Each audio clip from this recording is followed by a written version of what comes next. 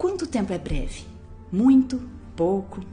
É interessante pensar como funciona a nossa noção de tempo e como ela vem sendo alterada com as mudanças trazidas pela tecnologia.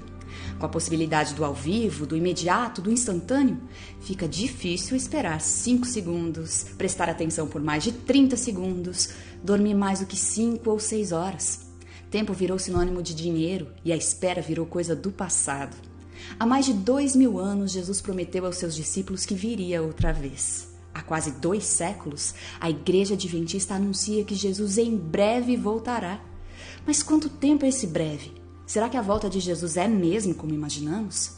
Como essa esperança pode ancorar a nossa existência e moldar a nossa identidade?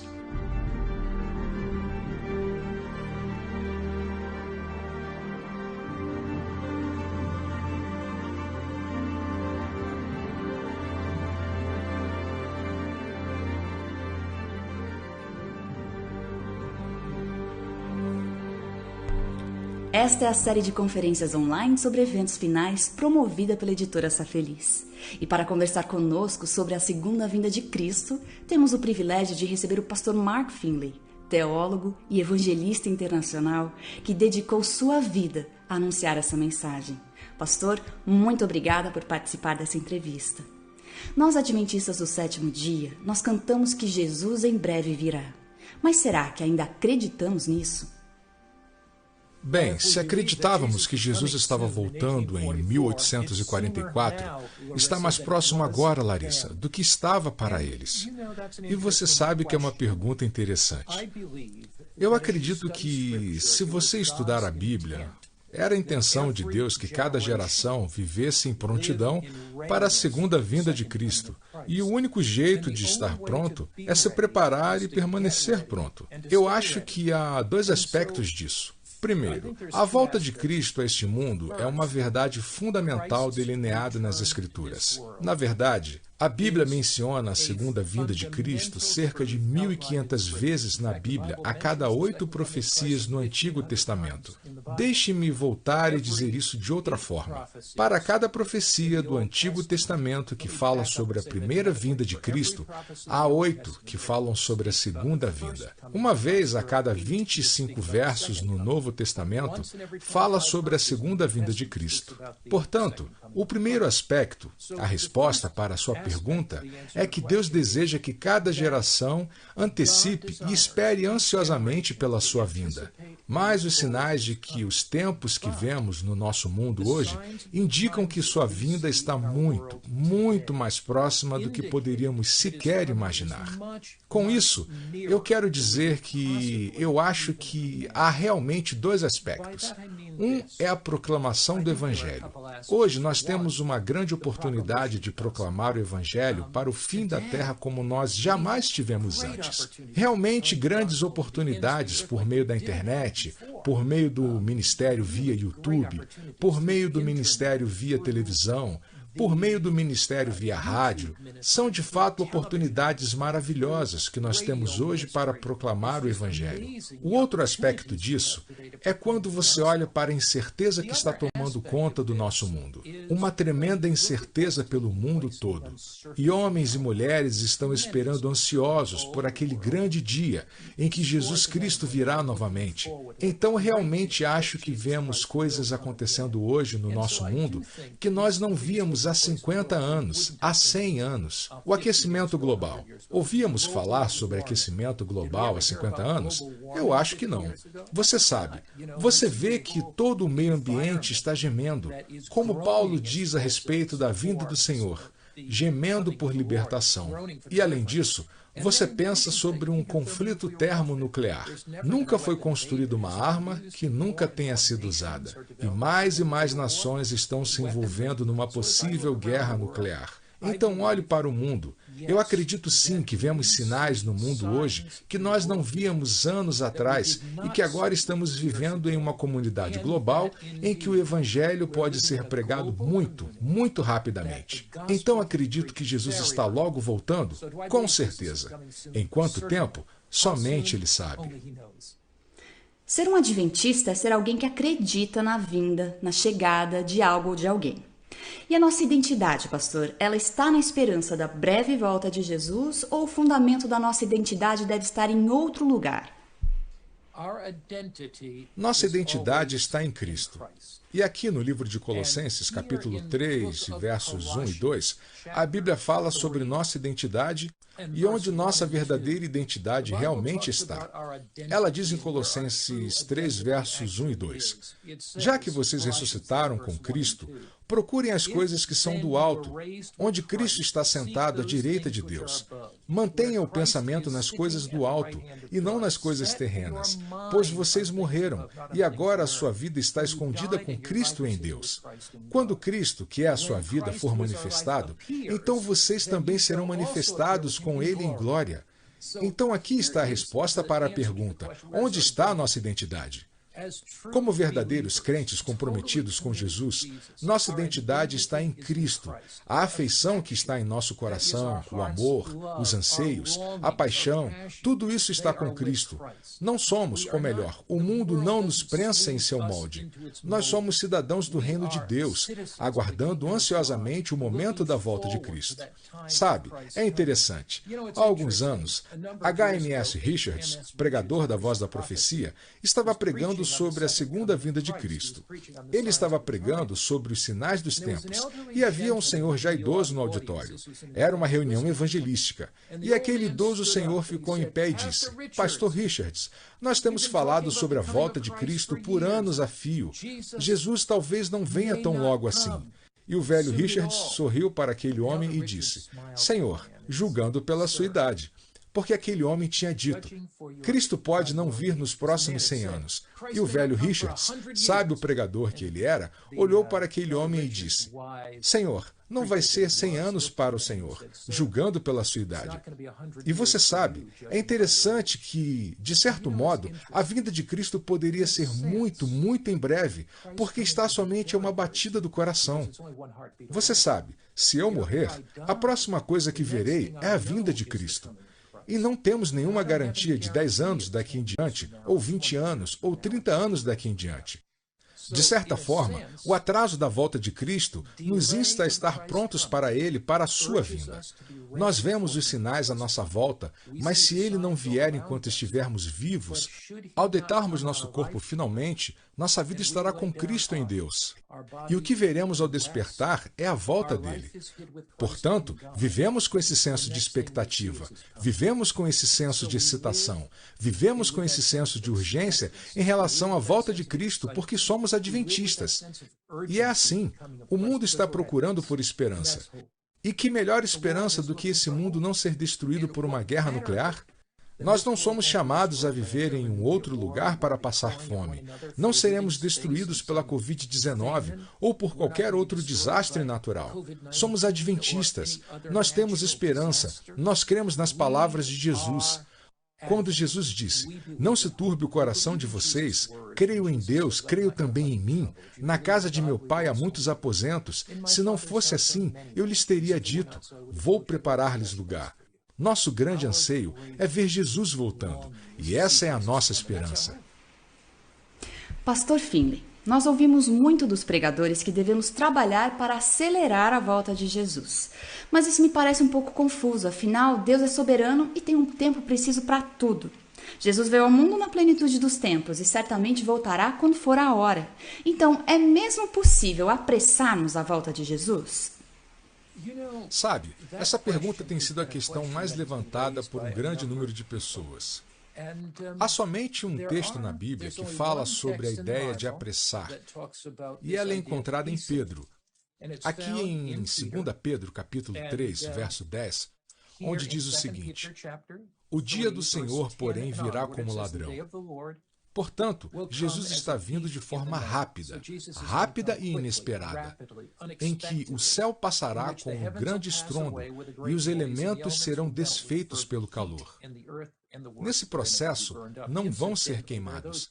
Aliás, há aquelas pessoas que creem nessa ideia de arrebatamento, em que Cristo virá e libertará seu povo antes do período chamado de a Grande Tribulação. Elas dizem que ele está voltando como ladrão. Na verdade, havia até mesmo um filme traduzido para várias línguas chamado Um Ladrão na Noite. Mas perceba que, no verso 10, o dia do Senhor, porém, virá como ladrão. Os céus desaparecerão com um grande estrondo, e os elementos serão desfeitos pelo calor. Então esse som não será nada secreto, não é? Os elementos vão derreter com um intenso calor e depois diz que isso é o que vamos procurar, novos céus e nova terra. Então a Bíblia certamente não ensina nenhuma vinda secreta de Cristo, certamente nenhum arrebatamento, mas ela diz, visto que tudo será assim desfeito, que tipo de pessoa é necessário que vocês sejam?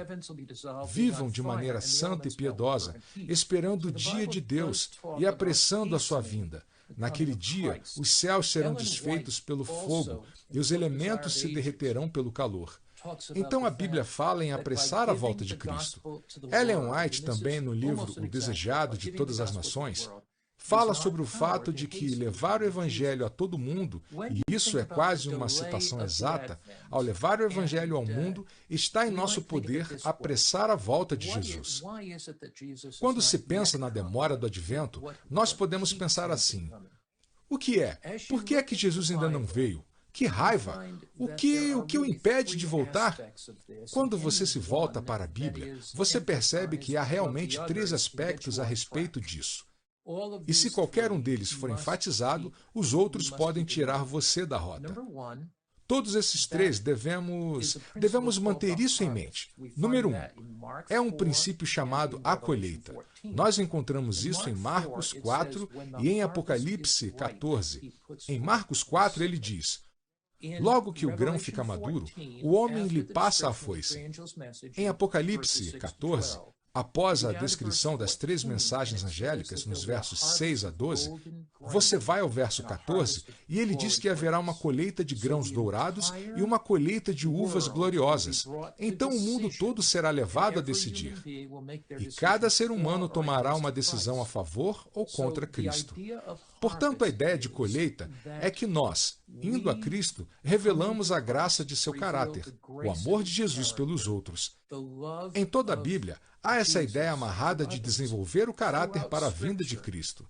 Deixe-me apenas compartilhar 2 passagens, Larissa. Então poderemos ter isso mais claro em nossa mente. 1 João capítulo 3, versos 1, 2 e 3. Vejam como é grande o amor que o Pai nos concede.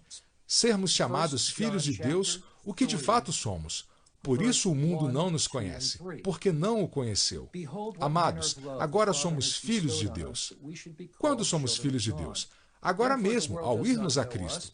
Agora mesmo somos filhos de Deus. E ainda não se manifestou o que havemos de ser, mas sabemos que quando Ele se manifestar, seremos semelhantes a Ele, pois o veremos como Ele é. Todo aquele que nele tem essa esperança, purifica-se a si mesmo, assim como Ele é puro. Portanto, agora somos filhos de Deus, mas ao irmos a Jesus, Ele trabalha em nossa vida.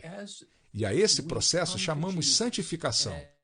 Há um mundo que espera e há um universo que nos assiste. Revelamos sua graça, seu amor, seu caráter. Tito capítulo 2. Perceba que estou apontando para esse caráter, ao nosso caráter que revela Jesus aos outros. Amarra toda a Bíblia à segunda vinda de Cristo. Tito capítulo 2. Note o que ele diz. Porque a graça de Deus se manifestou salvadora a todos os homens. Esse é o verso 11. Aguardamos, verso 13, a bendita esperança. Essa é a segunda vinda de Cristo e a gloriosa manifestação do nosso grande Deus e Salvador Jesus Cristo. Ele se entregou por nós, a fim de nos remir de toda maldade e purificar para si um povo particularmente seu, dedicado à prática de boas obras. Então, observando esses 3 aspectos da demora do advento, 3 aspectos têm a ver com a urgência da vinda de Cristo. Primeiro, Jesus está ansioso por um povo que, antes de uma espera mundial, no universo universo que nos observa revele sua bondade, sua graça e seu amor. Segundo aspecto, quando você pensa em Sodoma e Gomorra, percebe que Deus permitiu que Sodoma e Gomorra continuassem por um tempo. Mas quando os pecados acumulados alcançaram certa medida, Deus disse, basta. E o juízo de Deus caiu sobre eles. Olha para os dias de Noé. Deus permitiu que Noé pregasse por 120 anos. Mas então, quando a quantidade de pecados acumulados atingiu certa medida, Deus disse, basta. Você olha para a Babilônia, e Belsazar estava tendo um banquete, e Amão escreve na parede, Mene, Mene, Tekel, Parsim. Foste pesado na balança e achado em falta. Então, um aspecto desse princípio da colheita é desenvolvido por parte do povo de Deus de seu amor profundo por Jesus. Um comprometimento tão forte que nada poderá quebrá-lo, pois estão totalmente comprometidos com Cristo. E se o tempo passou, outros 100 anos, ou 200 anos, ou 500 anos, nada poderia quebrar a lealdade deles a Jesus. O amor de Jesus preenche a vida deles. Mas, por outro lado, continue o justo a praticar a justiça. Continue o santo a santificar-se. Continue o injusto, Apocalipse 22, 11 e 12, a praticar a injustiça. Então, por outro lado, há um desenvolvimento do egoísmo, da amargura, do ressentimento, da ira, do ciúme, da inveja, da cobiça, do caráter de Satanás. Essa é a segunda parte, e os pecados acumulados chegam a isso. O terceiro aspecto está em Mateus 24, verso 14. E este evangelho do reino será pregado em todo o mundo como testemunho a todas as nações, e então virá o fim. E assim o povo de Deus é preenchido com o amor de Deus, investido com o poder do Espírito, em um momento de maldade no mundo, saindo a pregar o evangelho para que Jesus volte. Então nós podemos apressar a volta de Cristo? Por meio da graça de Jesus, por seu poder e no amor de Jesus. A resposta a essa pergunta, de acordo com a Bíblia, Larissa, é sim. Sabe, pastor, às vezes eu tenho a impressão de que quando o assunto é anunciar a volta de Jesus, nós estamos perdendo o foco. Porque ao invés de trazer mais irmãos para a casa do Pai, começamos a tratar a volta de Jesus como uma meta, um objetivo que podemos alcançar. Algo sobre o qual possamos dizer, viu? Estive sempre certo. Mas será que é isso mesmo? Qual deve ser a nossa verdadeira motivação para crer, aguardar e anunciar a segunda vinda de Jesus? Eu acho que pode haver várias motivações, Larissa. Uma motivação é esta. Quando olhamos para o mundo, vemos fome, vemos dor no coração, vemos tristeza, vemos desapontamento. Você nem precisa ligar a televisão também, muito antes de saber que criancinhas choram de fome. Você não precisa ligar a televisão para saber do próximo terremoto e quais vilas estão destruídas. E pensamos em nosso mundo de sofrimento e morte, de doença, de desastre, de caos e confusão, de pandemias e pestes. Nós sabemos que uma das grandes motivações para Jesus voltar é que este mundo de doença e sofrimento acabe, não apenas por nossa causa, mas por causa de Jesus.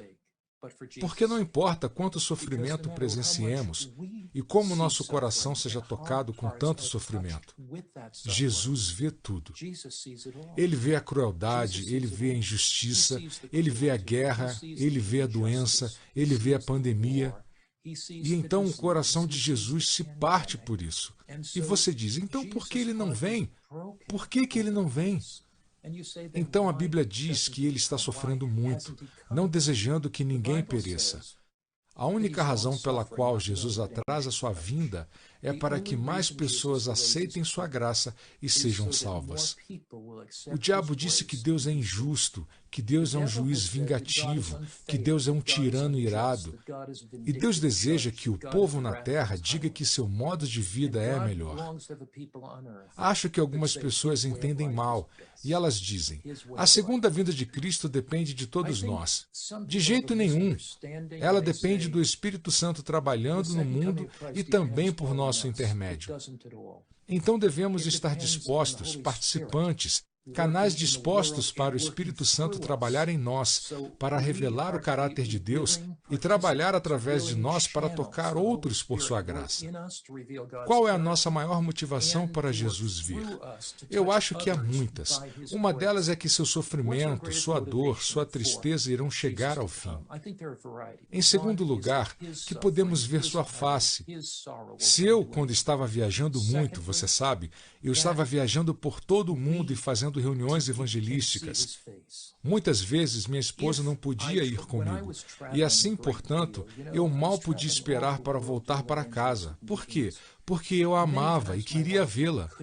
Uma das grandes motivações é ver o Jesus que morreu por nós, para ver o Cristo que carregou os pecados do mundo por nós e carregou nossa culpa, nossa vergonha, nossa condenação. Então nós ansiamos para ver também o sofrimento do mundo acabar. Então eu quero que Jesus volte porque eu quero que sua tristeza acabe.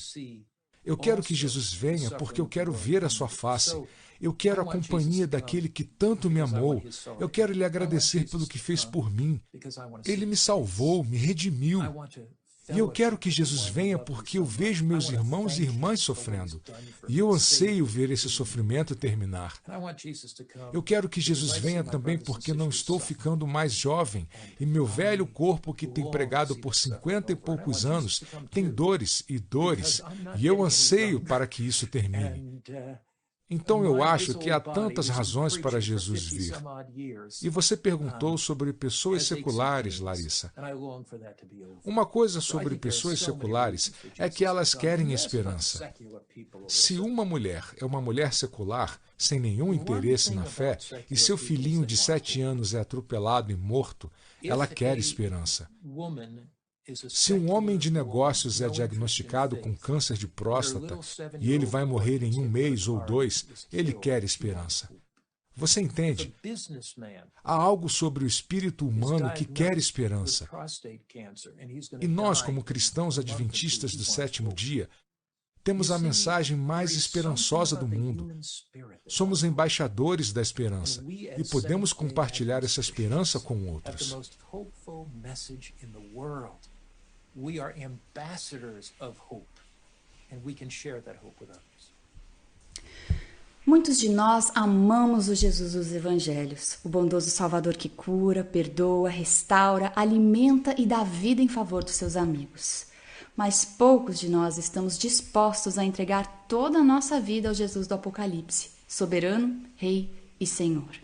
Pastor Finley, quem é esse Jesus que prometeu voltar nas nuvens dos céus? O Cristo que promete voltar é o mesmo Jesus que caminhou pelas ruas empoeiradas da Galileia. É o mesmo Jesus que caminhava pelas ruas de paralelepípedos de Jerusalém. Ele é o mesmo Jesus que, ao tocar os olhos dos cegos, eles foram abertos, as orelhas dos surdos, e elas ficaram desobstruídas. O homem que tinha a mão ressequida teve a mão ressequida completamente curada. As pernas do homem coxo foram as mesmas que correram. O Jesus que perdoou a mulher pega em adultério e disse ao ladrão que estaria com ele no paraíso é o mesmo Senhor amável e perdoador. Desta vez ele não virá para ser pendurado em uma cruz, mas para reinar em um trono. Desta vez ele não virá para usar uma coroa de espinhos, mas para usar uma coroa de glória. Desta vez ele não virá com pregos nas mãos, mas com um cetro de justiça. Quem é esse Jesus que virá? Ele é o mesmo Senhor, amoroso e perdoador, que caminhou aqui uma vez. Mas desta vez, ele virá como Rei dos Reis e Senhor dos Senhores, não com um corpo mortal, mas com um corpo glorioso, imortal, para nos levar para casa. Essa é a grande alegria pela qual nós esperamos ansiosamente. Amém, Pastor Finley. Muito obrigada por compartilhar conosco mais uma vez sobre essa esperança que não desaponta. E obrigada a você também que esteve conosco. Que você e eu estejamos prontos para o grande e glorioso dia do Senhor Jesus. Até a próxima.